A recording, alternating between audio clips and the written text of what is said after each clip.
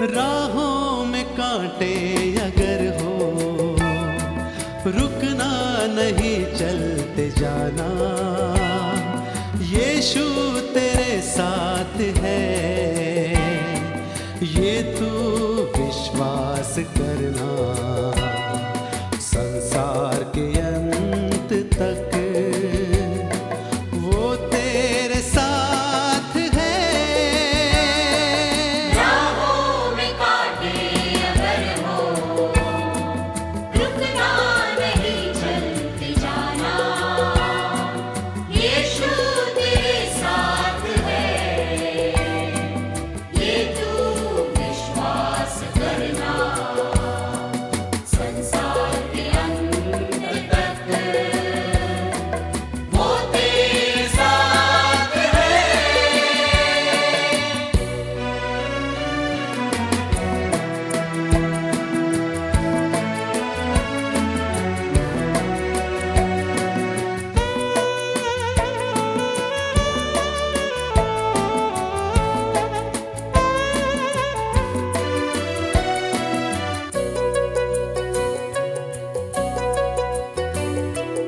आंधी आने दो या आने दो तूफान, आंधी आने दो या आने दो तूफान, वो नैया क्या डूबेगी जिसमें है यीशु महान। राहों में कांटे अगर हो, रुकना नहीं चलते जाना। यीशु तेरे साथ है, ये तू विश्वास करना। संसार के अंत तक वो तेरे साथ है।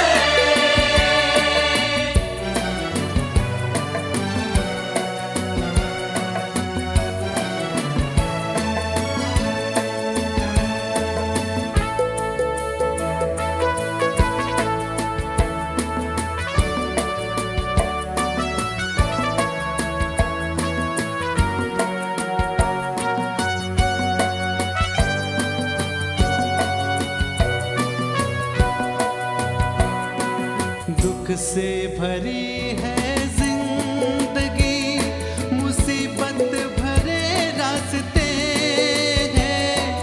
दुख से भरी है जिंदगी, मुसीबत भरे रास्ते हैं। दुख दूर हो जाएंगे तेरे, गर तू यीशु के साथ है। राहों में कांटे अगर हो, रुकना नहीं चलते जाना। यीशु तेरे साथ है, ये तू विश्वास करना। संसार के अंत तक वो तेरे साथ है।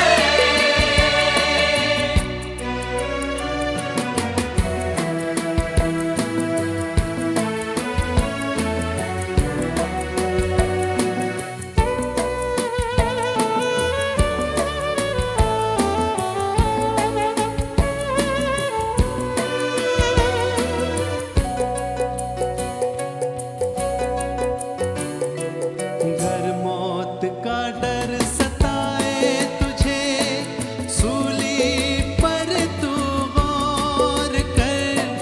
घर मौत का डर सताए तुझे, सूली पर तू गौर कर। यीशु ने मौत को जीत लिया है, उस पर तू विश्वास कर। राहों में कांटे अगर हो, रुकना नहीं चलते जाना। हो यीशु तेरे साथ है, ये तू विश्वास करना। संसार के अंत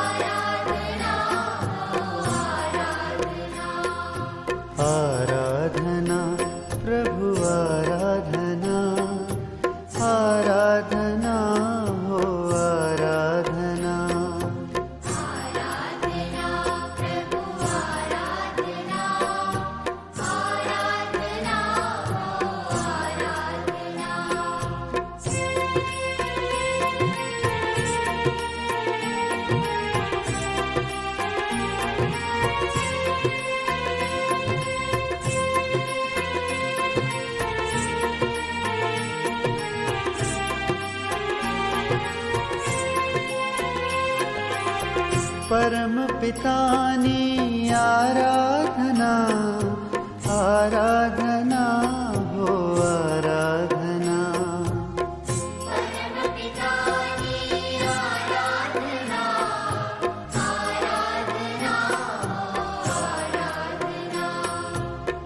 परम पितानी आराधना आराधना हो आराधना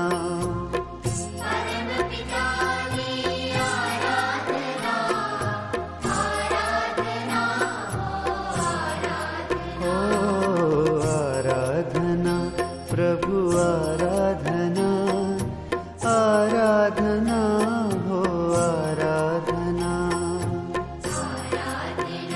प्रभु आराधना आराधना हो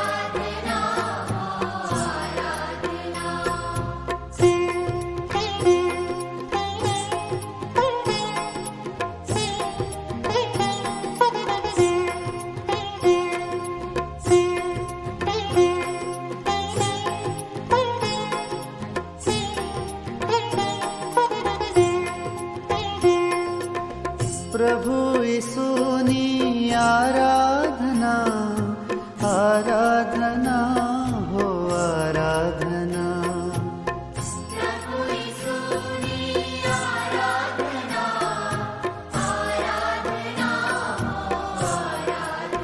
हो प्रभु यीशुनी आराधना आराधना हो आराधना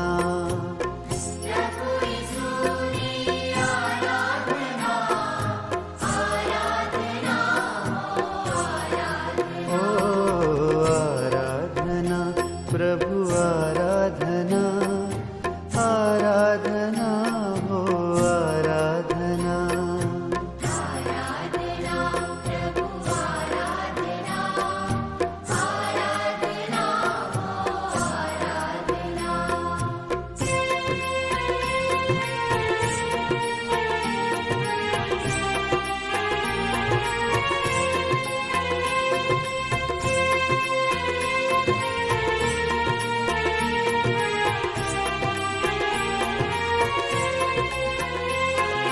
पवित्र आत्मनि आराधना आराधना हो आराधना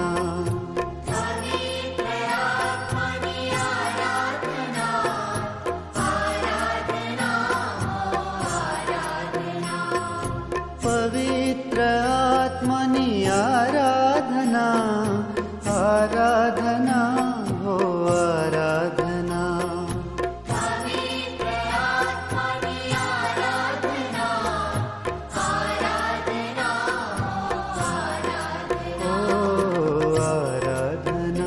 प्रभु आराधना आराधना हो आराधना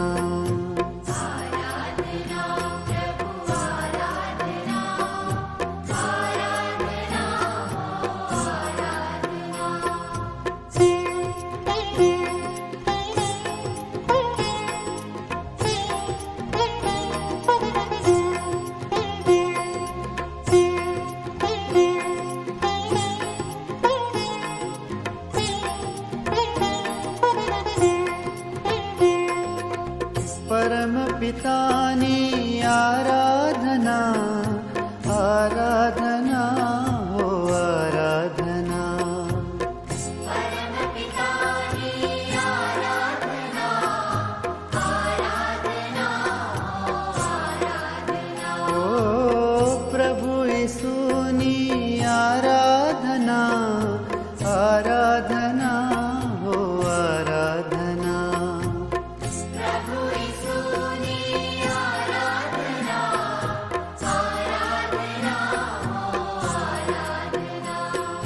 पवित्र आत्मनि आराधना आराधना हो आराधना पवित्र आत्मनि आराधना आराधना हो आराधना प्रभु आराधना आराधना हो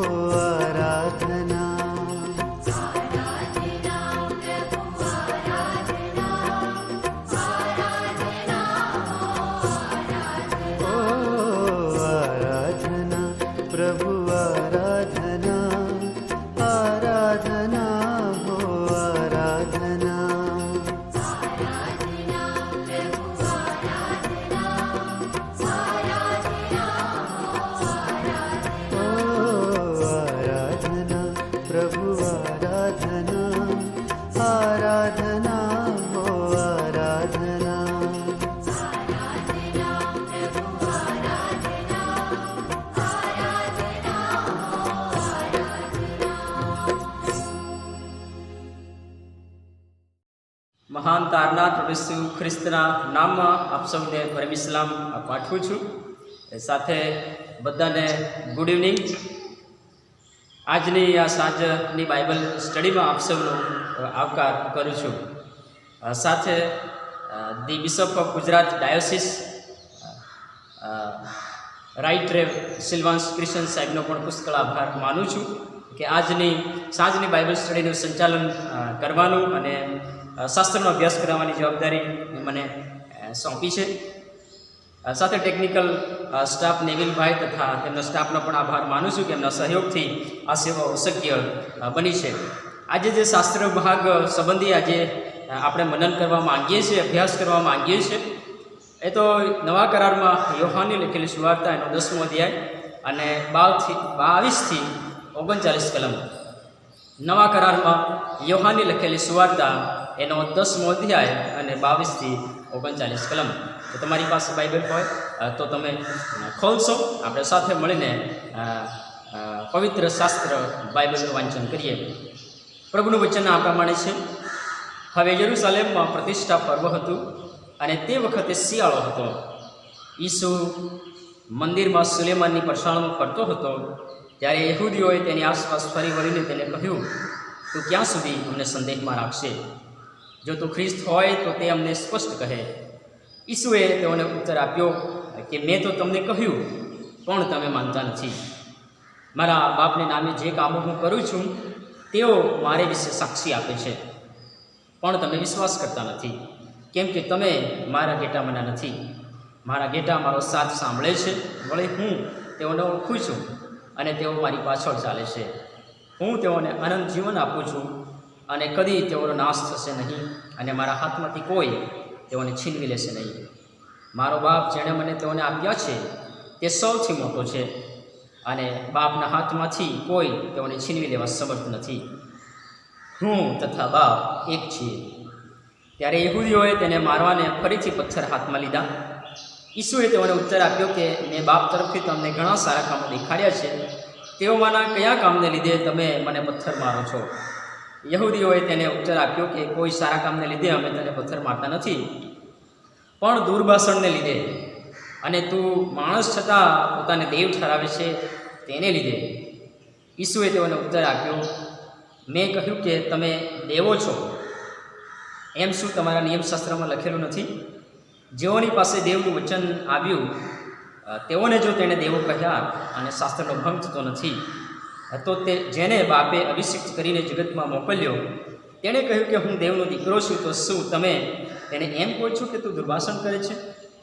જો હું મારા બાપના કામ નથી કરતો તો મારા પર વિશ્વાસ ન કરો, પણ જો હું કરું છું તો જો કે તમે મારા પર વિશ્વાસ ન કરો તો પણ તે કામો પર વિશ્વાસ કરો, જેથી તમે જાણો અને સમજો કે બાપ મારામાં છે અને હું બાપમાં છું.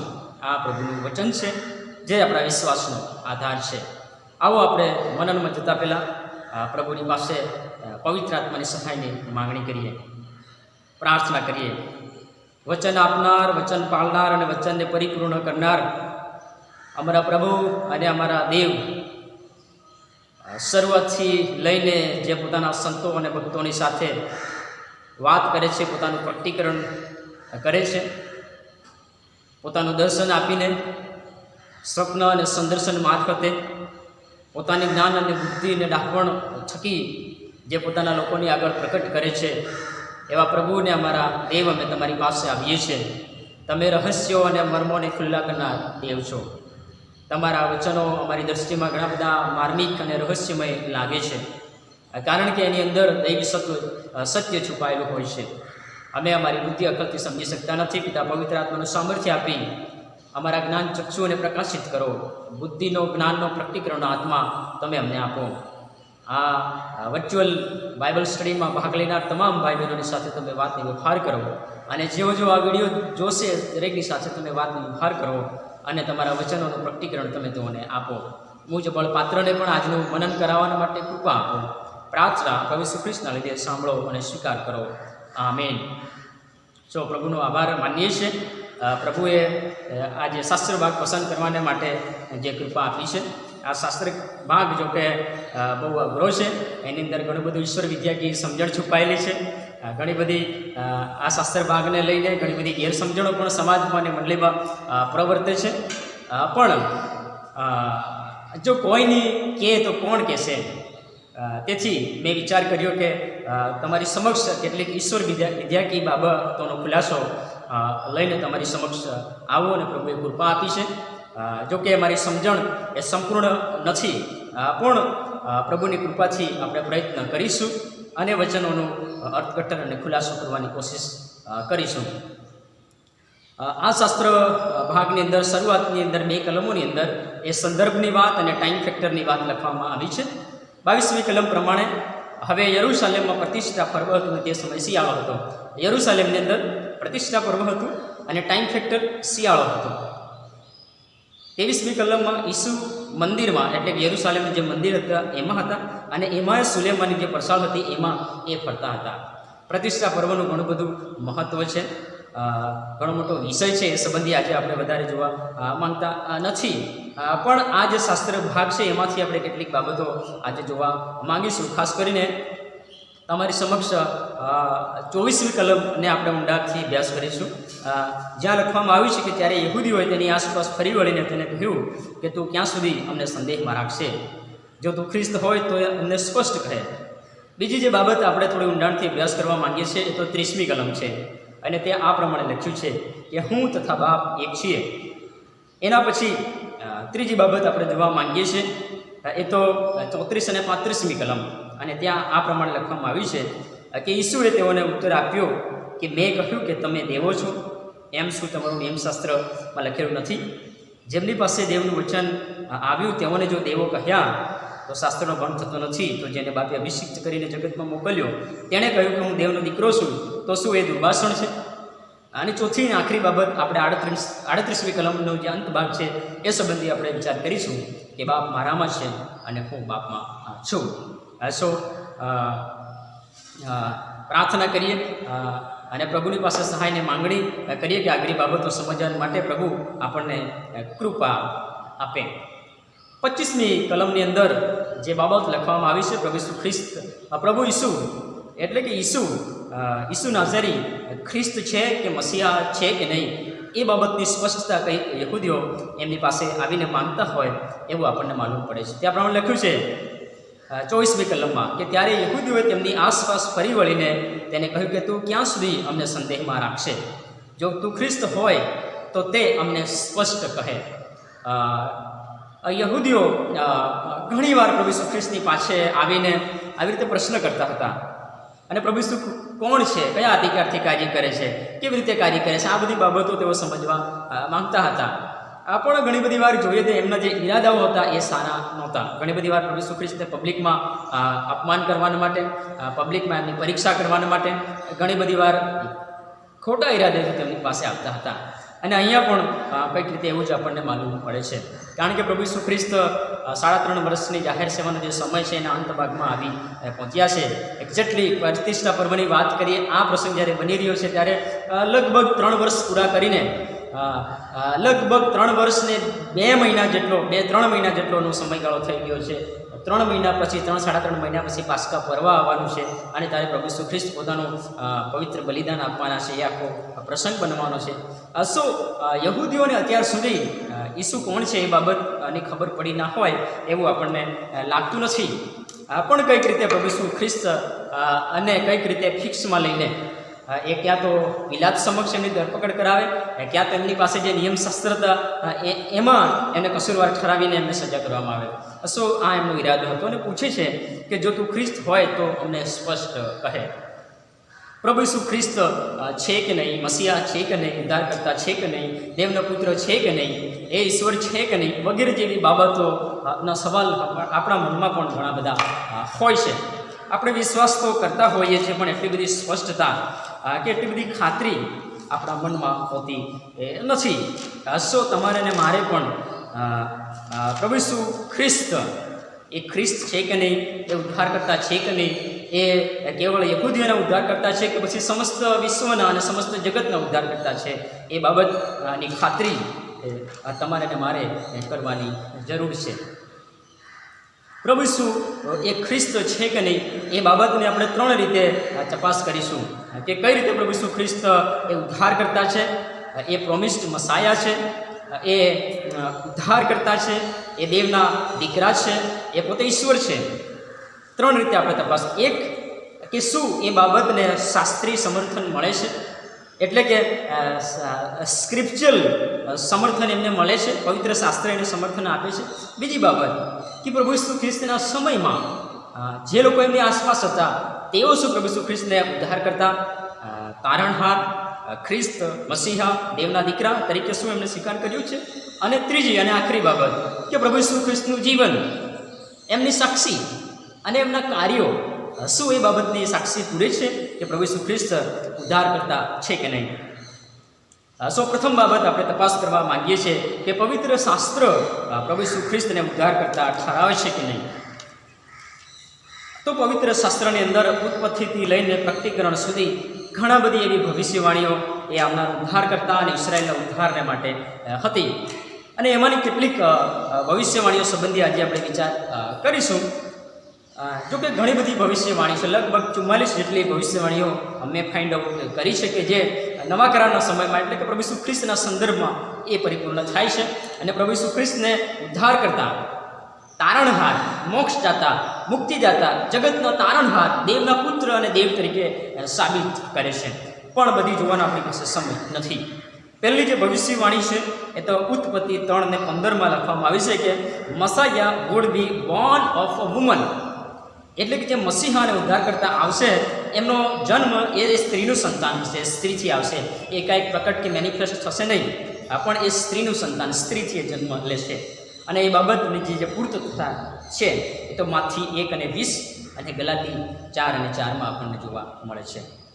બીજી જે ભવિષ્યવાણી છે એ તો મસાયા વુડ બી બોર્ન ઇન બેથલેહેમ, કે જો મસીહા આવશે, જો શાસ્ત્ર પ્રમાણેનો મસીહા આવશે, જે ભવિષ્યવાણીઓ પ્રમાણેનો મસીહા આવશે તો એનો જન્મ ક્યાં થવો જોઈએ? બેથલેહેમમાં થવો જોઈએ. અને એની ભવિષ્યવાણી ક્યાં લખેલી છે? જૂના કરારમાં મીખા 5:2. એ બેથલેહેમ એફ્રાતા કોઈ પણ પ્રકારનું નાનું નથી, કારણ કે તારામાંથી એક અધિપતિ થશે. અને એની ભવિષ્યવાણી એ માથી 2:1, લુક 2 અને 4-6 એની પૂર્તતા થયેલી આપણને જોવા મળે છે. ત્રીજી મહત્વની જે ભવિષ્યવાણી છે એ તો એ છે કે Messiah would be born of a virgin, એ કુંવારી છોકરી ના પેટથી એનો જન્મ થવો જોઈએ. એ તો યશાયા 7:14 એની ભવિષ્યવાણી કરેલી છે. અને એની પૂર્તતા આપણે જોઈએ તો માથી 1:22-23 અને લુક 1:26-31 એની પૂર્ણતા થયેલી જોવા મળે છે. ચોથી મહત્વની ભવિષ્યવાણી તો એ છે કે Messiah would be come from the line of the Abraham. ઉત્પત્તિ 12:3 અંદર ઈશ્વરે યહોવાએ દર્શન દઈને ઇબ્રાહિમને વચન આપ્યું કે તારામાં પૃથ્વીના સર્વ કુળ આશીર્વાદિત થશે. જો મસીહા આવશે તો એ ઇબ્રાહિમના વંશ વેલામાં જે એ આવશે, એના જ કુળમાં એ આવશે. અને ભવિષ્યવાણી તો માથી અને લુક જે વંશાવળીની ગણતરી કરાવી છે એમાં થયેલી આપણને જોવા મળે છે. પાંચમી જે ભવિષ્યવાણીને મહત્વની છે એ તો છે કે Messiah would be come from the tribe of Judah, એટલે કે જે ઇસરાયેલના 12 કુળોમાં જે યહૂદાનું કુળ હતું એમાંથી ઉદ્ધાર કરતા આવશે. અને એની ભવિષ્યવાણી ઉત્પત્તિ 49:10 એની ભવિષ્યવાણી થયેલી હતી. અને એની પૂર્ણતા આપણે જોઈએ તો લુક 3:33 અને ફેબ્રી 7:12 થયેલી જોવા મળે છે. છઠ્ઠી ભવિષ્યની મહત્વની જે ભવિષ્યવાણી હતી એ તો એ છે કે Messiah would be heir of King David's throne, એટલે કે જે મસીહા આવશે એ દાઉદ રાજાની જે ગાદી હતી, જે રાજગાદી હતી એનો એ વારસદાર હશે. અને એ આપણને જોવા મળે છે બીજું શમુએલ 7:12-13 અને યશાયા 9 અને 7. અને પ્રભુ ઈસુ ખ્રિસ્ત એ દાઉદના કુળમાં જન્મ લેશે, એ રાજ પરિવારના જન્મ લેશે. એ રાજ પરિવારના વંશજ હતા માટે એ દાઉદનું જે ગાદી હતી એના એ હકદાર હતા. સાતમી જે મહત્વની ભવિષ્યવાણી છે તો એ છે કે Messiah's throne will be anointed and eternal. મસીહાનું જે ગાદી છે એ તો અભિષિક્ત છે અને એ તો સનાતન છે, સર્વકાલિક છે. ગીતશાસ્ત્ર 2ની અંદર આપણે એમને જોઈએ છીએ. ગીતશાસ્ત્ર 45 6 થી 7માં પણ એનું વર્ણન છે. દાનિયેલ 2 અને 44માં પણ એનું વર્ણન છે. અને એની ભવિષ્યની પૂર્ણતા આપણે જોઈએ, ભવિષ્યવાણીની પૂર્તતા આપણે જોઈએ તો લુક 1 અને 33 અને હેબ્રી 1 8 થી 12માં એની પૂર્તતા થયેલી જોવા મળે છે. 8મી મહત્વની ભવિષ્યવાણી એ તો એ છે કે Messiah would B cold Immanuel, એટલે સંગ્રહનાર પરમેશ્વર ઇમાનુએલ તરીકે એની ઓળખાણ થશે. યશાયા 7 અને 14 અને એની પૂર્તતા માથી 1 અને 23માં. વગેરે વગેરે ઘણી એટલી ભવિષ્યવાણીઓ છે કે જે ઈસુને મસીહા, ખ્રિસ્ત, ઉદ્ધાર કરતા, દેવના પુત્ર અને પોતે દેવ તરીકે સાબિત કરી આપે છે. પહેલી ખાતરી છે, શાસ્ત્રીય પુરાવો મળે છે કે પ્રભુ ઈસુ ખ્રિસ્ત એ ઉદ્ધાર કરતા છે. પ્રભુ ઈસુ ખ્રિસ્ત એ પ્રોમિસ્ડ મસીહા છે. પ્રભુ ઈસુ ખ્રિસ્ત એ તારણહાર છે. અને પ્રભુ ઈસુ ખ્રિસ્ત એ જ છે કે જેના વિશે પવિત્ર શાસ્ત્રમાં ભવિષ્યવાણીઓ કરેલી છે. અચાનક આવીને કોઈ દાવો કરે એવું નથી. એને શાસ્ત્ર કે લિટર્જિકલ સમર્થન મળે છે, એને સ્ક્રિપ્ચરલ સમર્થન મળે છે. બીજી બાબત કે પ્રભુ ઈસુ ખ્રિસ્તના સમયમાં, પ્રવર્તમાન કન્ટેમ્પરરી સમયમાં લોકોએ શું પ્રભુ ઈસુ ખ્રિસ્તને ઉદ્ધાર કરતા, સ્વામી, તારણહાર, પ્રભુ, દેવના દીકરા વગેરે તરીકે શું એ લોકોએ સ્વીકાર્યા હતા, એમના પર એમણે વિશ્વાસ કર્યો હતો, એ બાબત પણ આપણે જોવાની જરૂર છે. યોહાનની લખેલી સુવાર્તા અને એનો પહેલો અધ્યાયની 34મી કલમમાં આપણે જોઈએ તથા યોહાન બાપ્તિસ્મી છે એ પ્રભુ ઈસુ ખ્રિસ્ત વિશે સાક્ષી આપે છે કે જેણે મને પાણીથી બાપ્તિસ્મા કરવા માટે મોકલ્યો છે, તેણે મને એક ચિહ્ન આપ્યું છે કે જેના પર તું પવિત્ર આત્માને ઉતરતો જોઈશ અને એના પર તું રહેતો જોઈશ, તે જ પવિત્ર આત્માથી બાપ્તિસ્મા કરનાર છે. અને યોહાન પોતે સાક્ષી આપે છે, મેં જોયું છે અને શહેરી આપી છે કે એ જ દેવનો દીકરો છે. યોહાન બાપ્તિસ્માની સાક્ષી એટલે બહુ મોટી સાક્ષી કહેવાય. યોહાન બાપ્તિસ્માને લોકોએ એ સર્ટિફિકેટ આપ્યું હતું કે હી વોઝ અ પ્રોફેટ, એ પ્રબોધક તરીકે છે, એની માન્યતા લોકોએ આપી હતી અને યહૂદી લોકોએ એમને સ્વીકાર્યા હતા. અને એમની સાક્ષી છે કારણ કે એમનો જે જન્મ છે એ પણ ખૂબ ચમત્કારિક રીતે છે. લખ્યું છે કે સ્ત્રીઓથી જેટલા જન્મ્યા છે એટલા યોહાન બાપ્તિસ્મા કરતાં મોટા નથી, કોઈ પણ મોટો નથી. પણ યોહાન એ સર્વ સ્ત્રીઓથી જન્મનારામાં શ્રેષ્ઠ છે. એની માને ઉદરથી જે પવિત્ર હતો અને માટે એની સાક્ષી એ વેરી વેલિડ ગણાય છે. યોહાન બાપ્તિસ્મા આપે છે કે ઈસુ એ જ દેવનો દીકરો છે. આગળ જોઈએ તો યોહાન 1 અને 41માં સિમોન પિત્તરનો ભાઈ આંદ્રિયા સાક્ષી આપે છે કે મસીહ, જેનો અર્થ ખ્રિસ્ત થાય છે, તે અમને મળ્યો છે. માછીમાર, સામાન્ય માણસ, દરરોજ મહેનત કરીને પોતાનું ગુજરાન ચલાવવાવાળી વ્યક્તિ, રાત દિવસ બિચારો સમુદ્રમાં મહેનત અને મજૂરી કરનાર વ્યક્તિ, ખબર નહીં પવિત્ર શાસ્ત્રનું ક્યારે વાંચન કરતો હશે કે ક્યારે શું એને એ સભાસ્થાનની અંદર જવાનો સમય મળતો હશે કે નહીં, પણ એ વ્યક્તિને ખાતરી થાય છે કે મસીહ, જેનો અર્થ ખ્રિસ્ત થાય છે, એ અમને મળ્યો છે. આગળ જોઈએ તો યોહાન 1 અને 45માં બેથસદાના ફિલિપ સાક્ષી આપે છે અને એને સાક્ષાત્કાર થાય છે અને એને ખાતરી થાય છે કે નિયમશાસ્ત્રમાં જેના સંબંધી મૂસાએ તથા પ્રબોધકોએ જેના વિશે ભવિષ્યવાણી કરી છે તે અમને મળ્યો છે કે તે નાસરેતનો યુસુફનો દીકરો. બહુ મોટી સાક્ષી અને એકદમ કોન્ટેક્સ્ચ્યુઅલ અને યહૂદી કોન્ટેક્સ્ટની અંદર, કારણ કે નિયમશાસ્ત્રમાં જેના સંબંધી મૂસાએ લખ્યું છે કે તમારામાંથી મારા જેવો એક પ્રબોધક ઈશ્વર ઊભો કરશે. અને પ્રબોધકે લખ્યું છે, યશાયાની વાત કરી, મીખાની વાત કરી, યર્મિયાની વાત કરી, વગેરે જેવા, દાઉદની વાત કરી. બેથસદાના ફિલિપ સાક્ષી આપી છે અને સાક્ષાત્કાર થાય છે કે ઈસુ, જે નાસરેતનો ઈસુ છે, જે યુસુફનો દીકરો છે, એ જ પ્રોમિસ્ડ મસીહા છે. આગળ જોઈએ જોન 1 અને 49માં નથાનિયેલ સાક્ષી આપે છે કે રાબ્બી, તું દેવનો દીકરો છે, તું ઇસરાયેલનો રાજા છે. નથાનિયેલ અહીંયા દેવના દીકરા ઉપરાંત પ્રભુ ઈસુ ખ્રિસ્તની જે કિંગશીપ છે એની પણ એને સાક્ષાત્કાર થાય છે. યોહાન 3 અને 2માં નિકોદેમસ અને સાક્ષાત્કાર થાય છે. નિકોદેમસને ખાતરી થાય છે કે પ્રભુ અમે જાણીએ છીએ કે તમે દેવની પાસેથી આવેલા છો, કેમ કે જે કોઈ વ્યક્તિની સાથે દેવ ન હોય એ તમે જે કામો કરો છો એવા કરી ના શકે. સો સમથિંગ તો ઈસુમાં ડિફરન્ટ છે એવું નિકોદેમસને ખાતરી થઈ હતી.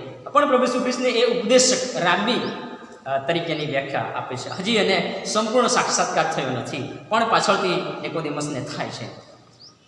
જોન યોહાન 4:19 સમૃદ્ધિ સ્ત્રી કહે છે કે પ્રભુ તમે તો મને પ્રબોધક માલુમ પડો છો. સમૃદ્ધિ સ્ત્રીને એ બાબતની ખાતરી થાય છે કે આ ઈસુ છે એ કંઈક તો પ્રોફેટિકલ એલિમેન્ટ એમનામાં છે.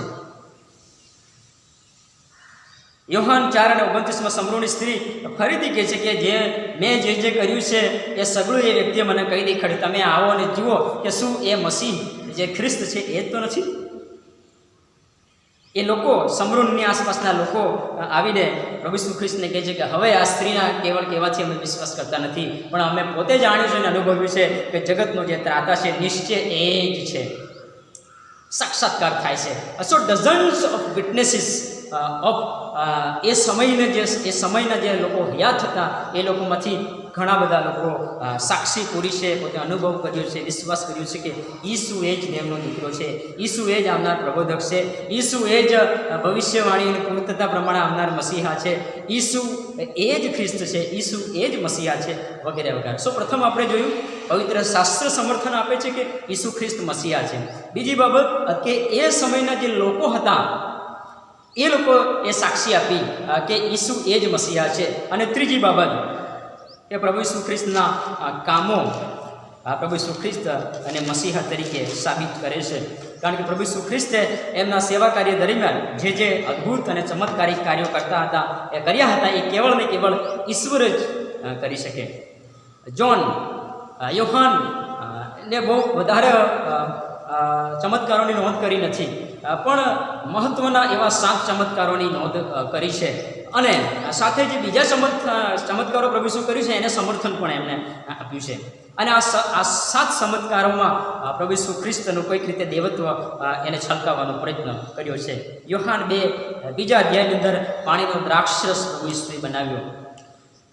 યોહાન 4:43-54 ની અંદર કાફરનહૂમમાં જે અમીર માણસનો દીકરો હતો એને પ્રભુ ઈસુ ખ્રિસ્ત દૂર રહીને કેવળ આજ્ઞા કરે છે અને એને સાજાપણું આપે છે. સો એ સાબિત થાય છે પ્રભુ ઈસુ ખ્રિસ્તની સત્તા એ ચાહે શારીરિક રીતે હાજર હોય કે ના હોય, પણ એમની જે સત્તા છે, એમનો હુકમ છે એ સર્વત્ર અમલી બને છે. યોહાન 5 અને 8 ની અંદર 38 વર્ષથી માંદા માણસને સાજાપણું આપે છે. 38 વર્ષ કદાચ સાજાપણું થવાની આછા પણ છોડી દે, ઓલમોસ્ટ ફિનિશ થઈ ગયો એવી વ્યક્તિની હાલત થઈ જાય, પણ પ્રભુ ઈસુ ખ્રિસ્ત એને પણ સાજાપણું આપે છે. યોહાન 6 અધ્યાય 1-14 કલમમાં 5 રોટલી અને 2 માછલીમાંથી પ્રભુ ઈસુ ખ્રિસ્ત 5000 લોકોને જમાડે છે. સો ક્વોન્ટિટી ડઝન્ટ મેટર, પણ પ્રભુ ઈસુ ખ્રિસ્તે પોતાનો દેવત્વનો પુરાવો આપ્યો કે હી કેન ડુ એવરીથિંગ. એ બધું જ કરી શકે છે, એમનાથી કશું પણ અશક્ય નથી. યોહાન 6:19 પ્રભુ ઈસુ ખ્રિસ્ત પાણી પર ચાલે છે, પ્રૂવ કરે છે કે ગુરુત્વાકર્ષણનો નિયમ એમને લાગુ પડતો નથી. બિયોન્ડ એ આ ભૌતિક જે નિયમો છે એનાથી એ પર હતા, એની એમને સાબિતી આપી. યોહાન 9:1-12 ની અંદર જન્મથી આંધળા વ્યક્તિને એ દેખતા કરે છે. જન્મથી આંધળાને કોઈ જીવતું દેખતું કર્યું એવું અત્યાર સુધી બન્યું નથી, એવું એ વખતના લોકોએ સાક્ષી પૂરી છે. અને યોહાન 11:1-14 ની અંદર લાજરસને સજીવન કરી અને એમની દેવત્વની પરાકાષ્ઠા એમને બતાવી.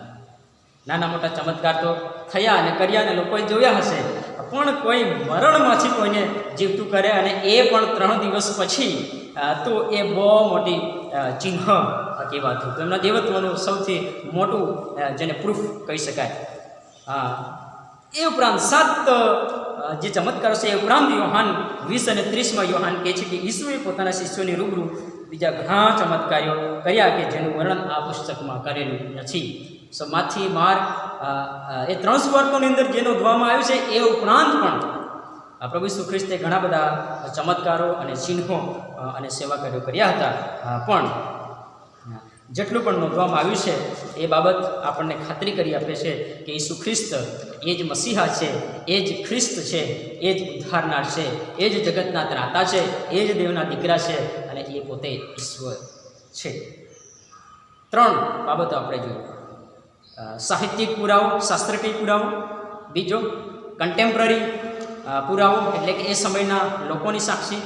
ત્રીજું કે પ્રભુ ઈસુ ખ્રિસ્તનું જીવન, એમનો સાક્ષી અને એમના કાર્યો. આ ત્રણેય બાબતો એ સાબિત કરી આપે છે કે પ્રભુ ઈસુ ખ્રિસ્ત એ ખ્રિસ્ત હતા. યહૂદીઓ પ્રભુ ઈસુ ખ્રિસ્ત અને છેલ્લા સુધી એ લોકો પૂછતા રહ્યા કે તું ખ્રિસ્ત છે કે નહીં. તમારે અને મારે કદાચ જીવનની મુસાફરીમાં અત્યાર સુધી આપણને ખાતરી થઈ નહીં હોય કે આપણા આત્માનું તારણ કઈ રીતે થઈ શકે છે. કદાચ આપણે અંતઃકરણથી પ્રભુ ઈસુ ખ્રિસ્ત પર વિશ્વાસ રાખ્યો ના હોય, અથવા તો આપણા તારણ કે ઉદ્ધારને અર્થે આપણે અત્યાર સુધી કદાચ એટલા બધા સાવચેત કે જાગૃત ના હોય, તો આજે તમારે અને મારે એ સંદેહમાં રહેવાની જરૂર નથી. પ્રભુ ઈસુ ખ્રિસ્ત પર વિશ્વાસ કરવાની જરૂર છે. પોતાના અંગત સ્વામી અને તારનાર તરીકે સ્વીકારી પોતાના પાપોની કબૂલાત કરીને પ્રભુને આપણા જીવનમાં અગ્રસ્થાન આપવાની જરૂર છે. બીજી બાબત જે આપણે જોવા માંગીએ છીએ એ તો 10મો અધ્યાયની 30મી કલમ, અને ત્યાં લખવામાં આવ્યું છે કે હું તથા બાપ એક છીએ.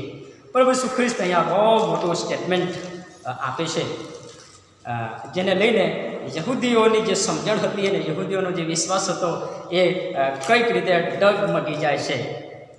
હું તથા બાપ એક છીએ. 31થી 33 કલમ આપણે વાંચીએ તો ત્યાં આ પ્રમાણે લખવામાં આવ્યું છે, હું તથા બાપ એક છીએ. ત્યારે યહૂદીઓએ તેને મારવાને ફરીથી પથ્થર હાથમાં લીધા. ઈસુ તેઓને ઉત્તર આપ્યો કે મેં બાપ તરફથી તમને ઘણા સારા કામો દેખાડ્યા છે, તેઓમાંના કયા કામને લીધે તમે મને પથ્થર મારો છો? યહૂદીઓએ તેને ઉત્તર આપ્યો કે કોઈ સારા કામને લીધે અમે તને પથ્થર મારતા નથી, પણ દુર્ભાષણને લીધે, તું માણસ છતાં પોતાને દેવ ઠરાવે છે તેને લીધે અમે તને પથ્થર મારીએ છીએ. સો પ્રભુ ઈસુ ખ્રિસ્ત જ્યારે આ સ્ટેટમેન્ટ આપે છે કે હું તથા બાપ એક છીએ, ત્યારે એ મોનોથેઇસ્ટિક કોન્ટેક્સ્ટની અંદર, એકેશ્વરવાદના સંદર્ભની અંદર એ બહુ મોટી બાબત કહેવાય. અને યહૂદી લોકો આવું કહેનાર વ્યક્તિને જીવતો મૂકે નહીં, કારણ કે એમનું નિયમશાસ્ત્ર એવું કહેતું હતું, લેવી 24 અને 16ની અંદર, કે કોઈ પણ વ્યક્તિ ઈશ્વર સંબંધી દુર્ભાષણ કરે તો એને જાહેરમાં પથ્થર મારીને મારી નાખો. અને એવી જ સિચ્યુએશન પ્રભુ ઈસુ ખ્રિસ્તના સંદર્ભમાં પણ થાય છે.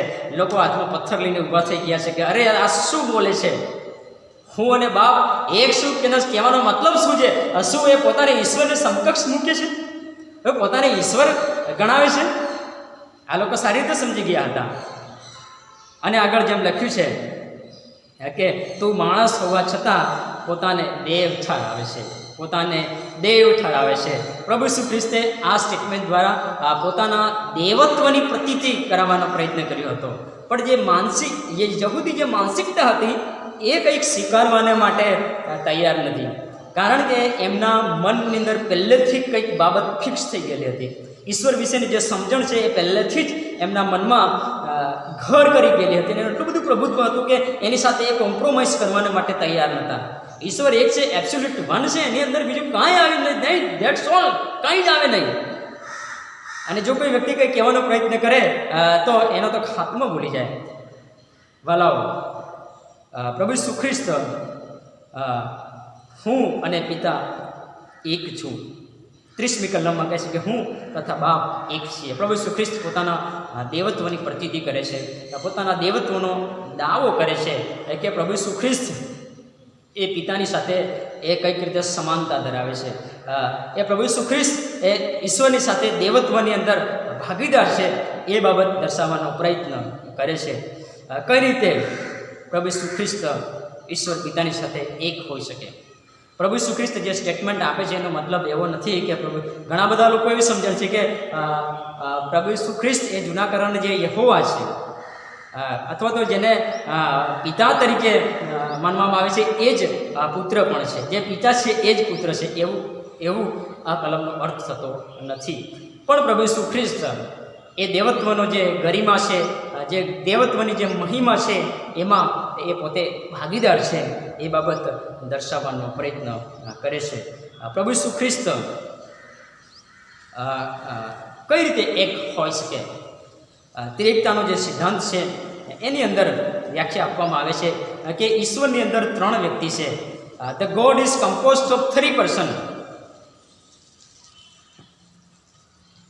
એ 3 વ્યક્તિથી બનેલા છે, પણ એમનું જે આઉટર જે બિઈંગ છે એ એક છે.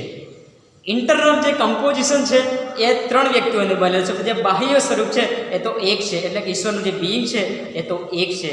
એ ત્રિએકતાનો જે સિદ્ધાંત છે આપણને શિક્ષણ આપે છે. અને ખ્રિસ્તી વિશ્વાસની અંદર આપણે એ વિશ્વાસ કરીએ છીએ કે ઈશ્વરમાં 3 વ્યક્તિઓ છે. ઈશ્વર પિતા, ઈશ્વર પુત્ર અને ઈશ્વર પવિત્ર આત્મા. આપણને 3 વ્યક્તિઓ મળીને ઈશ્વર એક મળે છે, એક થાય છે. એટલે કે ઈશ્વર એક જ છે, પણ વ્યક્તિ 3 છે.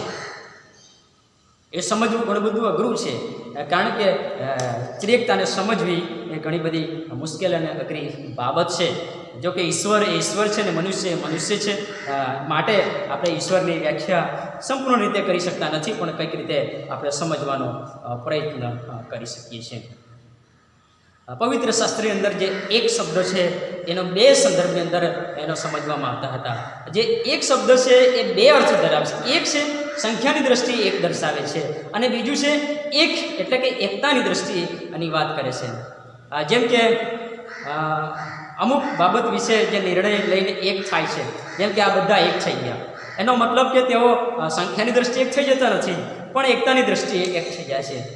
જેમ કે જે જુદી જુદી મંડળીઓ હતી એ એકતામાં આવી અને સીએનઆઈની રચનાથી એક મંડળી થઈ, તો એ એકતાની વાત છે. પણ અહીંયા જે 23મી કલમની જે સંદર્ભ છે એ તો બિઈંગની વાત છે, કે એ તો બિઈંગની વાત છે. એટલે કે ઈશ્વરના અસ્તિત્વની વાત છે. ઈશ્વર એક છે એ બાબત કહેવાની સમજૂતી પ્રભુ ઈસુ ખ્રિસ્ત કહેવાનો પ્રયત્ન કરી રહ્યા છે. પણ જે યહૂદીઓની જે ઈશ્વર વિશેની જે સમજણ હતી એ કંઈક આવી હતી.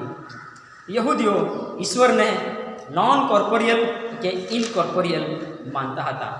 એનો મતલબ એ થાય કે જે ઈશ્વર છે એ કોઈ દિવસ મનુષ્યનું દેહ રૂપ ધારણ કરી શકે નહીં, કારણ કે ઈશ્વર ખૂબ જ પવિત્ર છે અને મનુષ્ય એ નીચ કક્ષાનું અસ્તિત્વ છે, માટે એ મનુષ્ય બની શકે નહીં. ઈશ્વર છે એમનું ફિઝિકલ ફોર્મ હોઈ શકે નહીં. એ બોડીલેસ બિઈંગ છે, એટલે કે એ શરીરના ઢાંચા વગરનું બિઈંગ છે. એમનું કોઈ સ્વરૂપ કે એમની કોઈ પ્રતિમા નથી, એવું છે. એ ઇમમટીરિયલ છે, એટલે કે એ ઘટક તત્વો વગરનું છે. દાખલા તરીકે જેવી રીતે હવા છે, હવા છે ખરી, આપણે મહેસૂસ કરીએ છીએ, પણ એને આપણે ચોક્કસ એની અંદર જોઈ શકતા નથી. જો કે એને ફુગ્ગાની અંદર ભરવામાં આવે તો આપણે જોઈ શકીએ, પણ સામાન્ય રીતે હવાને આપણે કોઈ આકારમાં જોઈ શકતા નથી. જેમ કે એનર્જી છે, શક્તિ છે, તો એને પણ આપણે કોઈ આકાર જોઈ શકતા નથી. જેમ કે લાઇટ છે, પ્રકાશ છે, તો એને પણ આપણે કોઈ આકારની અંદર જોઈ શકતા નથી. જેમ કે ફાયર છે, અગ્નિ છે, તો એને પણ આપણે કોઈ આકારની અંદર જોઈ શકતા નથી. ઈશ્વરનું કોઈ આકાર હોઈ શકે નહીં, અને એટલા માટે જ આ લોકો મૂર્તિ પૂજાની પણ તરફેણ વિરોધ કરતા હતા કે ઈશ્વરનો કોઈ આકાર આપી શકાય નહીં. બીજી જે સમજણ હતી એ તો ગોડ ઇઝ ટ્રાન્સકેન્ડન્ટ, એટલે કે ઈશ્વર છે એ આ સૃષ્ટિથી દૂર છે અને અલગની વાત છે, માટે એની આપણે વ્યાખ્યા કરી શકતા નથી. જે ઈશ્વરનું અસ્તિત્વ છે એ માનવી હ્યુમન કોમ્પ્રિહેન્શનની એ બહારની વસ્તુ છે, માણસની સમજ શક્તિની બહારની વસ્તુ છે, એટલે આપણે સમજી શકતા નથી. ઈશ્વરને પ્રસ્તુત કરવાના માટે આપણી પાસે ભાષા નથી, વિચારો નથી, સમજણ નથી, જ્ઞાન નથી, માટે આપણે એને સમજી શકતા નથી. ઈશ્વર ટ્રાન્સકેન્ડન્ટ છે, એ આપણાથી દૂર છે, માટે આપણે એમના વિશે વ્યાખ્યા આપી શકતા નથી, એવી એમને સમજણ. બીજું અને ત્રીજી બાબત કે ગોડ ઇઝ ઇમેનન્ટ, એટલે કે જે ઈશ્વર છે એમની જે હાજરી છે એ તો આખા વિશ્વની અંદર છે, આખા યુનિવર્સની અંદર છે. એની હાજરીને આપણે મહેસૂસ કરી શકીએ છીએ, એની હાજરીને આપણે કબૂલાત કરી શકીએ છીએ, પણ એની વ્યાખ્યા આપણે આપી શકતા નથી, એવું એમની સમજણ હતી. ઈશ્વર ઇનકોર્પોરિયલ છે, ઈશ્વર ટ્રાન્સકેન્ડન્ટ છે, ઈશ્વર ઇમેનન્ટ છે. જ્યારે પ્રભુ ઈસુ ખ્રિસ્ત પોતાના દેવત્વનો દાવો કરી રહ્યા ત્યારે એમના મગજમાં આ વિચારો ભમી રહ્યા હતા કે ઈશ્વર તે ઇનકોર્પોરિયલ છે, એ તો બોડીલેસ બિઈંગ છે, એ તો ઇમમટીરિયલ બિઈંગ છે, એ તો નોન ફિઝિકલ બિઈંગ છે, તો ઈસુ તો શારીરિક સ્વરૂપમાં છે. એમનું તો શરીર છે જેને સ્પર્શી શકાય છે, એને દેખી શકાય છે, એ ચાલી શકે છે, એ બોલી શકે છે, એ ભૂખ્યો થાય છે, એ ઊંઘે છે. કેવી રીતે ઈશ્વર હોઈ શકે? એમને સમજવાનું મુશ્કેલ હતું. બીજી બાબત કે ઈશ્વર તો ટ્રાન્સકેન્ડન્ટ છે, એ તો આપણી માનવી સમજ શક્તિની બહાર છે, પણ ઈશ્વરને તો અમે જન્મથી જાણીએ છીએ. એ તો નાસરતનો છે, એ તો યુસુફનો દીકરો છે, એ તો મરિયમનો દીકરો છે, એ તો સુથાર છે. એના ભાઈઓ આપણી પાસે છે અને બહેનો આપણી પાસે છે અને કુટુંબીજનો આપણી પાસે છે. પણ ઈશ્વર તો ટ્રાન્સકેન્ડન્ટ છે. ઈસુ કેવી રીતે ટ્રાન્સકેન્ડન્ટ હોઈ શકે? ત્રીજી બાબત આ કે ઈશ્વર તો ઇમેનન્ટ છે, ઈશ્વરની હાજરી તો સર્વત્ર છે અને ઈસુની હાજરી તો લિમિટેડ છે. ઈશ્વર કઈ રીતે, ઈસુ ખ્રિસ્ત કઈ રીતે ઈશ્વર હોઈ શકે? એમના માટે સમજવાનું મુશ્કેલ હતું. પણ પ્રભુ ઈસુ ખ્રિસ્ત ઈશ્વર હોવા છતાં એ સદેહ થઈને આપણામાં વસ્યો. યોહાન અને એનો 1 અધ્યાય, અને ત્યાં લખવામાં આવ્યું છે કે શબ્દ સદેહ થઈને આપણામાં વસ્યો. આદિ એ શબ્દ હતો, એટલે કે અનાદિકાળથી શબ્દ હતો. શબ્દ દેવની સંગાતે હતો અને શબ્દ પોતે દેવ હતો. એ જ શબ્દ સદેહ થઈને આપણામાં વસ્યો. એ સમજવાને માટે યહૂદીઓ તૈયાર નહોતા, કે એમને સમજ શક્તિની બહાર હતું. ધ ડોક્ટ્રિન ઓફ ઇન્કાર્નેશન, દેહ ધારણનો જે સિદ્ધાંત છે એ એમના માટે સમજવા માટે મુશ્કેલ હતો. પ્રભુ ઈસુ ખ્રિસ્ત હું અને બાપ એક છીએ. શું પવિત્ર શાસ્ત્રની અંદર એવા ઘણા બધા ભવિષ્ય કથનો છે અને ઘણા બધા વચનો છે કે જે ઈશ્વરત્વ પૈકીની 3 વ્યક્તિઓને પેરેલલ મૂકે છે, સમકક્ષ મૂકે છે. ઈશ્વર પિતા, ઈશ્વર પુત્ર અને ઈશ્વર પવિત્ર આત્મા. તો ત્રિએકતાનો જે સિદ્ધાંત છે, ઈશ્વરત્વમાં એક કરતાં વધારે વ્યક્તિ છે, એ બાબત હવે ઘણી પોપ્યુલર બની ગઈ છે, બધાને ખબર છે. પણ એ 3 વ્યક્તિઓની જે પોઝિશન છે એ કઈ રીતે છે એ સમજવાની જરૂર છે. પવિત્ર શાસ્ત્રમાં ઘણા બધા એવા ઉલ્લેખો છે કે જે ઈશ્વર પિતા અને એની સમક્ષ પ્રભુ ઈસુ ખ્રિસ્તને અને પવિત્ર આત્માને મૂકે છે. અને આ જે 3 વ્યક્તિઓ છે ઈશ્વરત્વમાં અનાદિકાળથી એ સમાન ગૌરવ અને ગ્લોરીના ભાગીદાર છે. કોઈ નાનું નથી, કોઈ મોટું નથી, કોઈ મોટું નથી, કોઈ નાનું નથી. પેરેલલ, સમકક્ષ છે. એ બાબત પવિત્ર શાસ્ત્ર આપણને જણાવે છે. ઈશ્વર પિતાને ગોડ તરીકે સંબોધવામાં આવ્યા છે. ઈશ્વર પ્રભુ ઈસુ ખ્રિસ્તને પણ ગોડ તરીકે માનવામાં આવ્યા છે. એવા ઘણા બધા ઉદાહરણ. યોહાન 1:1 કે વર્ડ ઇઝ ગોડ. શબ્દ, આજે શબ્દ હતો, શબ્દ ઈશ્વરની સાથે હતો અને શબ્દ દેવ. એ બાબત યોહાન 1:1 અંદર લખવામાં આવી છે કે પ્રભુ ઈસુ ખ્રિસ્તને પણ દેવ કહેવામાં આવ્યા છે. ઈશ્વરત્વમાંનું જે બીજું વ્યક્તિત્વ છે, જેને આપણે ઈશ્વર ગોડ ધ સન કહીએ છીએ, એ શબ્દ દેવ હતો. એ પવિત્ર શાસ્ત્ર સાક્ષી આપે છે. થોમા કબૂલ કરે છે મારા પ્રભુ અને મારા દેવ. પ્રભુ ઈસુ ખ્રિસ્તને દેવ કહેવામાં આવ્યા છે. યોહાન 1:8 અંદર જો લખવામાં આવ્યું છે કે દેવને કોઈ માણસે કદી દીધો નથી, પણ એકાકી જેની દીકરો જે બાપની ગોદમાં છે તેણે તેને પ્રગટ કર્યો છે. જે NIV, ESV અને NLSB અને CSB જે વર્ઝન છે એની અંદર એકાકી જનિતના બદલે ત્યાં ગોડ લખવામાં આવ્યો છે. 18મી કલમમાં પણ યોહાન 1:18માં પણ જે બીજા વર્ઝન છે ત્યાં પ્રભુ ઈસુ ખ્રિસ્ત માટે દેવ શબ્દ વપરાયો છે. બીજા જે ઈશ્વરના જે એટ્રીબ્યુટ છે એમાં પણ પ્રભુ ઈસુ ખ્રિસ્ત ઈશ્વર પિતાની સમકક્ષ છે. ઈશ્વર પિતા ઇટરનલ છે, સર્વકાલિક છે. તો ઈશ્વર પુત્ર એટલે કે પ્રભુ ઈસુ ખ્રિસ્ત પણ એ ઇટરનલ છે, સર્વકાલિક છે. યોહાન 1:1 આદિ શબ્દ હતો, અનાદિકાળથી એ શરૂઆતથી એ શબ્દ હતો, એનું એક્ઝિસ્ટન્સ ત્યાં હતું. એ ઇબ્રાહિમનો જન્મ પહેલાંથી હતો. એની શરૂઆત પ્રાચીન કાળથી થયેલી છે એવું મીખા પણ કહે છે. યશાયા 1:9 અને 2 ની અંદર સનાતન પિતા તરીકે નામ આપવામાં આવ્યું છે. સો પ્રભુ ઈસુ ખ્રિસ્તની પણ ઇટર્નિટી વિશે પવિત્ર શાસ્ત્ર કહે છે. બીજું છે ઓમનીપોટેન્ટ એટલે કે સર્વસમર્થપણું. ઈશ્વરનું સર્વસમર્થપણું છે, ઈશ્વર પિતાનું સર્વસમર્થપણું છે, એવી રીતે ઈશ્વર પુત્રનું પણ સર્વસમર્થપણું છે. બીજું કોરિન્થી 12 અને 9 ની અંદર પ્રભુ ઈસુ ખ્રિસ્તના સર્વસમર્થપણાની નોંધ કરવામાં આવી છે. ઓમનિશિયન્ટ ઈશ્વર પિતા ઓમનિશિયન્ટ છે, સર્વજ્ઞ છે, તો ઈશ્વર પુત્ર પણ સર્વજ્ઞ છે. પ્રકટીકરણ 2:23 અંદર પ્રભુ ઈસુ ખ્રિસ્ત આનો સર્વજ્ઞપણાનો ગુણની ત્યાં નોંધ કરવામાં આવી છે. ઈશ્વર પિતા ઓમની પ્રેઝન્ટ છે, તો ઈશ્વર પુત્ર પણ ઓમની પ્રેઝન્ટ છે. માથી 18:20 અંદર પ્રભુ ઈસુ ખ્રિસ્તના સર્વવ્યાપીપણાનો જે ગુણ છે એ ત્યાં નોંધ લેવામાં આવી છે. ઈશ્વર પિતા હોલી છે, તો ઈશ્વર પુત્ર પણ હોલી છે. પ્રેરિતોના કૃત્ય એનો 3 અધ્યાયની 14માં પ્રભુ ઈસુ ખ્રિસ્તના જે હોલીનેસની વાત ત્યાં કરવામાં આવી છે. ઈશ્વર પિતા સત્ય છે, ટ્રુથ છે, તો ઈશ્વર પુત્ર પણ એ સત્ય છે, ટ્રુથ છે. યોહાન 14:6 કલમ. ઈશ્વર પિતા ક્રિએટર છે, તો ઈશ્વર પુત્ર પણ ક્રિએટર છે.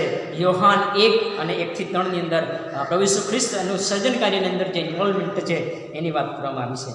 ઈશ્વર પિતા શેફર્ડ છે, એટલે કે ઘેટાપાળક છે, તો પ્રભુ ઈસુ ખ્રિસ્ત પણ યોહાન 10 ની અંદર પોતાનું ઉત્તમ ઘેટાપાળક કહે છે. ઈશ્વર પિતાની ડિવાઇન ગ્લોરી છે, તો પ્રભુ ઈસુ ખ્રિસ્તની પણ એ ડિવાઇન ગ્લોરી છે. યોહાન 17:5 ની અંદર એની વાત કરવામાં આવી છે. શું ઈશ્વરના જે ગુણો છે, ઈશ્વરના જે એટ્રીબ્યુટ છે, એ બધા જ પ્રભુ ઈસુ ખ્રિસ્તમાં, ગોડ ધ સનમાં પણ એમના એટ્રીબ્યુટ્સ જોવા મળે છે. ઈશ્વર પિતા સેવિયર છે, ઉદ્ધાર કરતા છે, તારનાર છે, તો ઈશ્વર પુત્ર પણ ઉદ્ધાર કરતા છે અને તારનાર છે. પ્રેરિતોના કૃત્ય 4:12 ની અંદર ઈશ્વર પિતા સુપરનેચરલ છે, તો ઈશ્વર પુત્ર પણ સુપરનેચરલ છે. માથી 8:13 ઈશ્વર પિતા લાઈફ ગિવર છે, એટલે કે જીવન આપનાર છે, તો ઈશ્વર પુત્ર પણ જીવન આપનાર છે.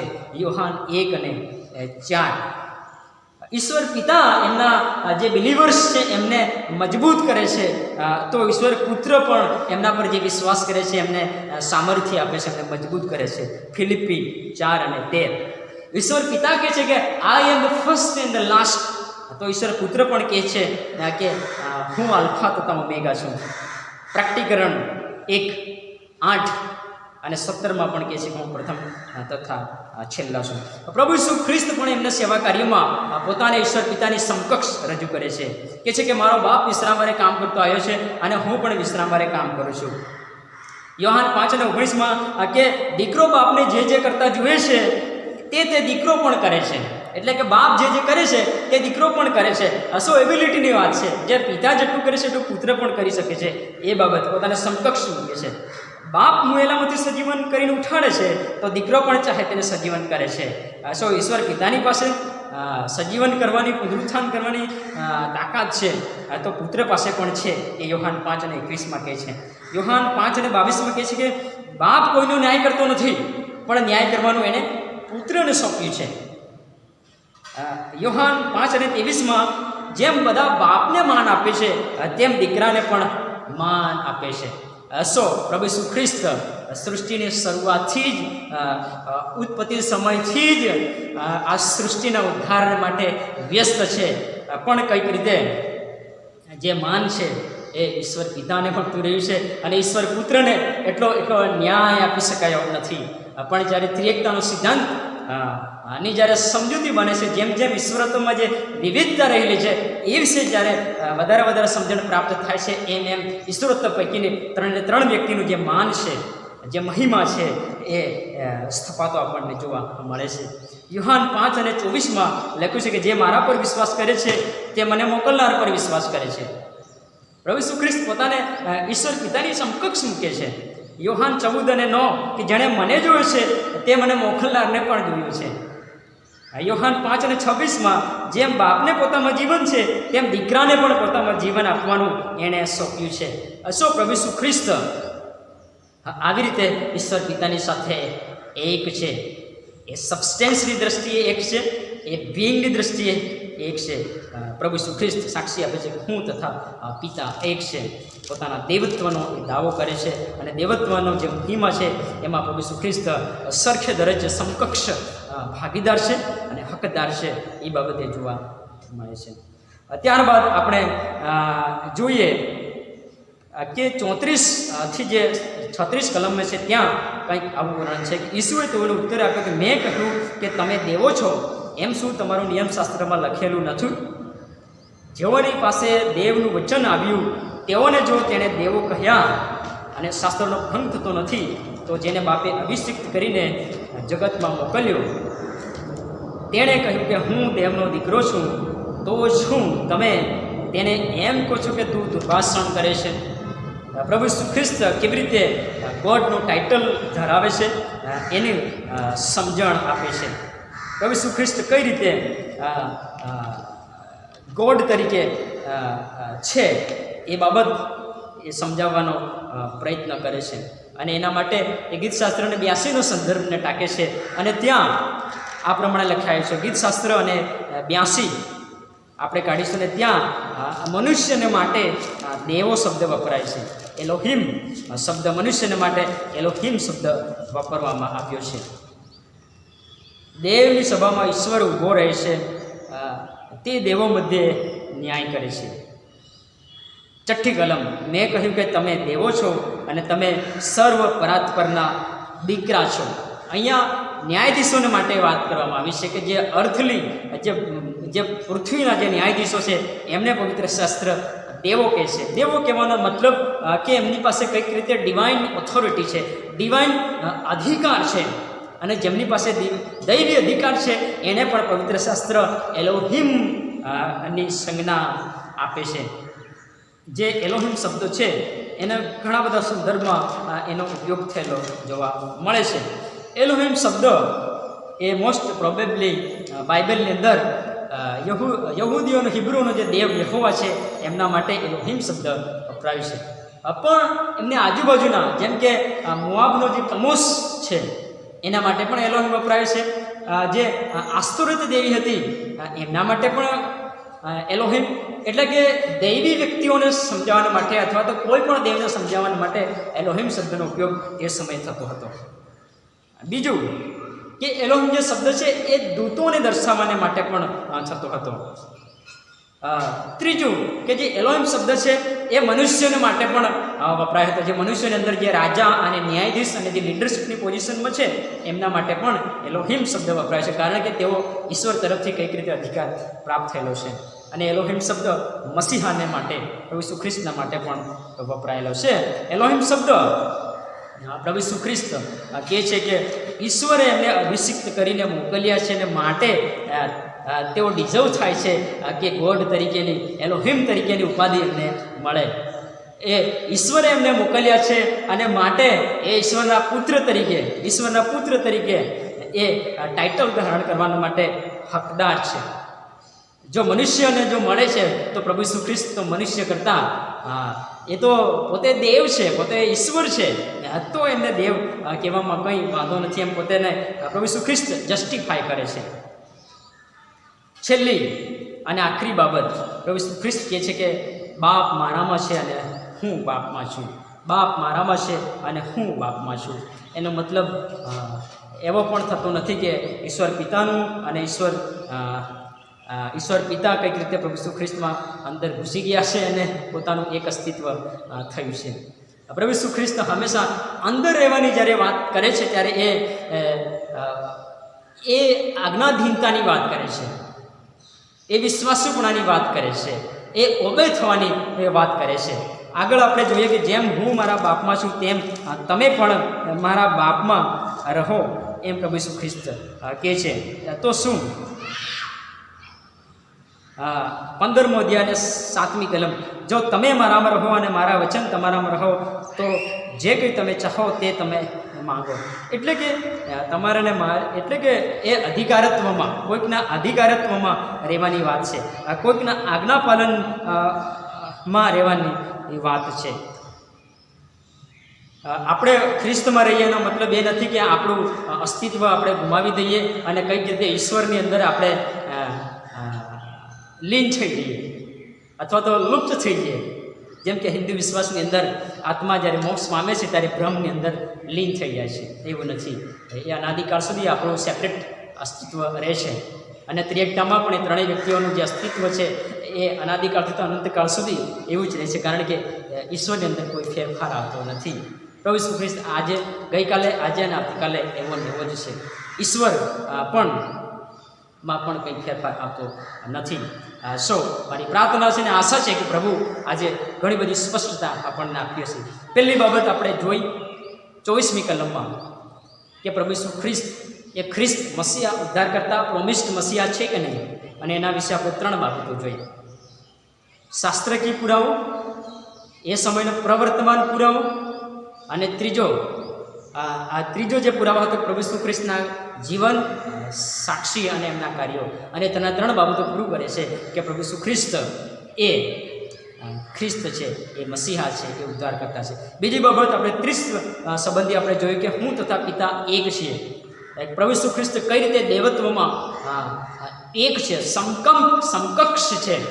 કઈ રીતે પ્રભુ ઈસુ ખ્રિસ્ત એ 100% ગોડ છે, ઈશ્વર છે, એ સંબંધી આપણે જુદા જુદા ઈશ્વરના જે એટ્રીબ્યુટ છે, ઈશ્વર પિતાના જે એટ્રીબ્યુટ છે એ જ ઈસુ ખ્રિસ્તના પણ એટ્રીબ્યુટ છે.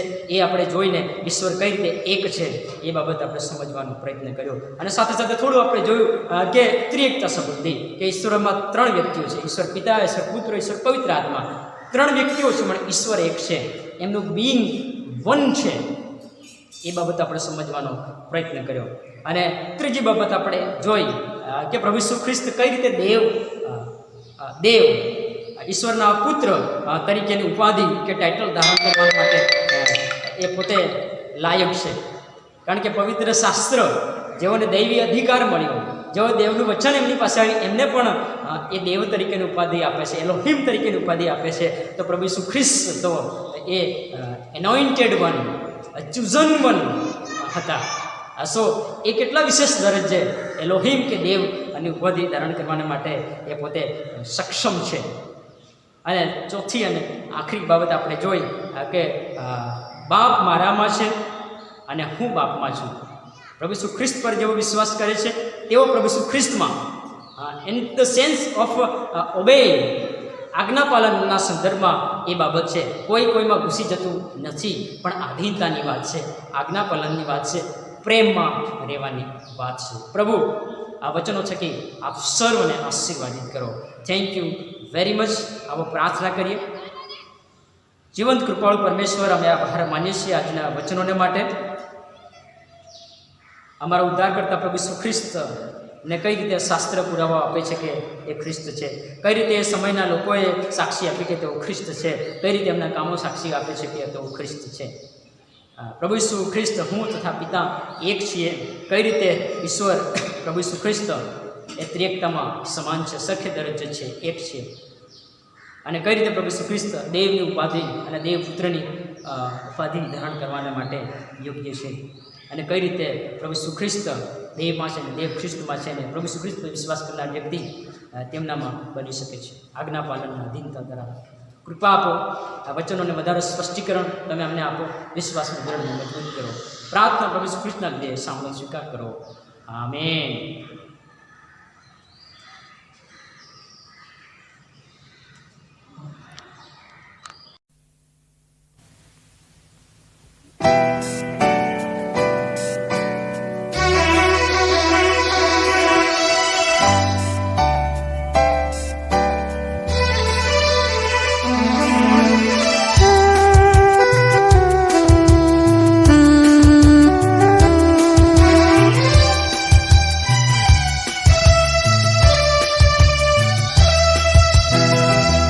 भरपूर जीवन तेरे लिए, भरपूर जीवन तेरे लिए यीशु लाया है तेरे लिए। भरपूर जीवन तेरे लिए, भरपूर जीवन तेरे लिए।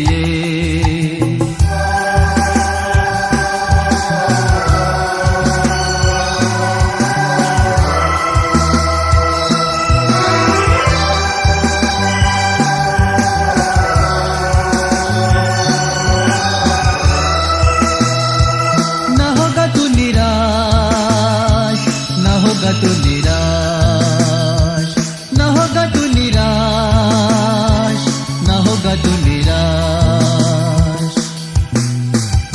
भरपूर जीवन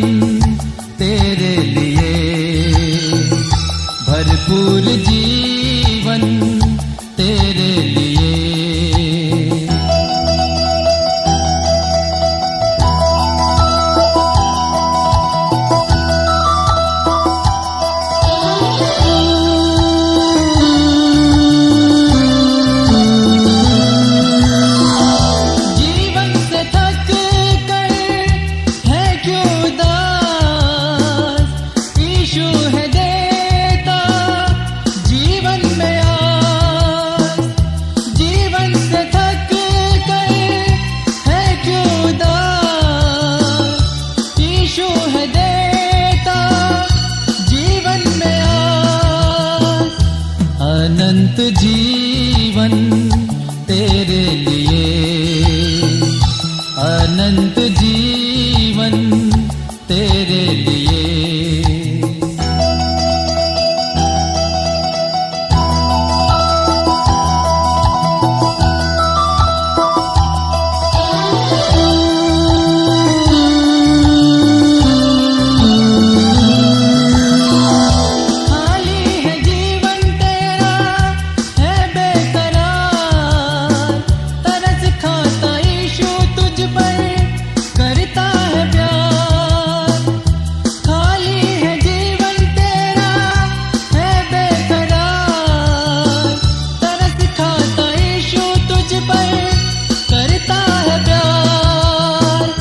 झरनों सा जीवन तेरे लिए, झरनों सा जीवन तेरे लिए।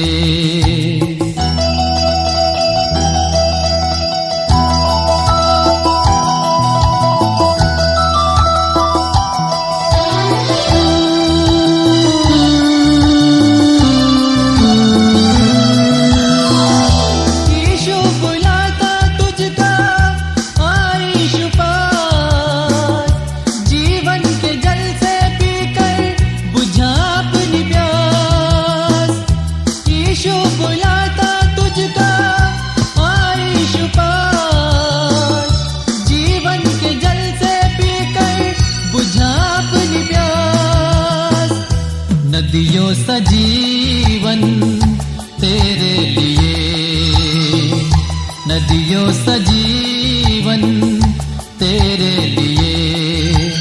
यीशु लाया है तेरे लिए भरपूर जीवन तेरे लिए, भरपूर जीवन तेरे लिए।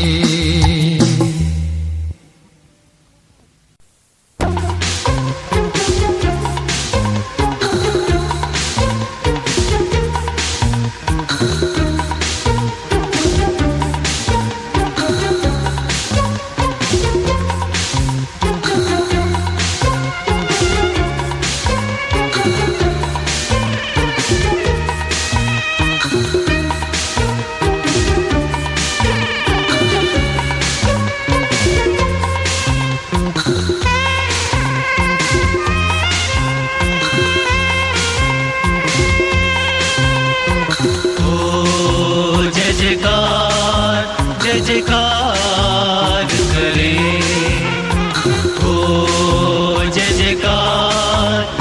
जयकार करे, ओ जय जयकार करे, ओ जय जयकार करे।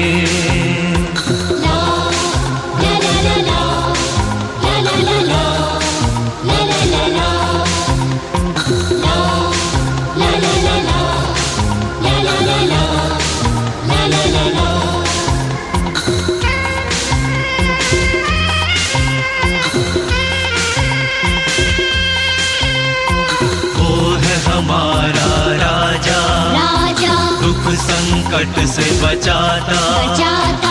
वो है हमारा राजा, राजा दुख संकट से बचाता, बचाता। हम पर अपनी करुणा करता और करता उपकार। क्यों ना उस पर तन मनवारे वे अपना अधिकार। ओ जय जयकार करे, हो जय जयकार